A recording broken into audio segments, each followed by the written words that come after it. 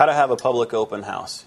I'm Richard Blake, and I'm here to explain to you how to have a successful open house.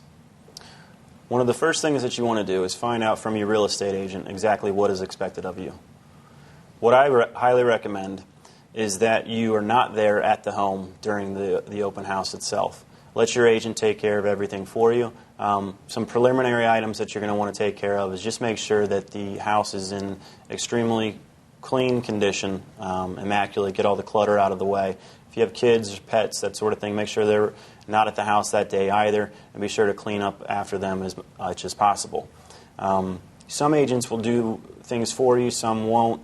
One of the things that you can do to make the house more attractive when visitors come in is as simplistic as having freshly baked cookies or pie or whatever it is that you enjoy making.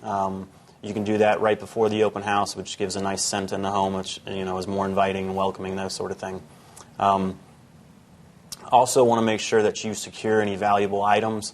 It would be unfortunate for you to hold an open house and items get lost or stolen based on just the simple fact that they were laying out. A lot of times your agent, when they show up, they're going to have already expected you to put those items away.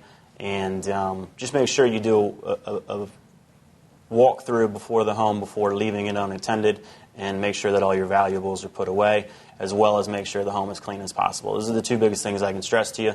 There's several different things that you can do. Google it on the internet. There'll be several lists of ideas for you to do with your open house. But for right now, those are the two main items that I have. I'm Richard Blake. That's how to hold an open house, and have a great day.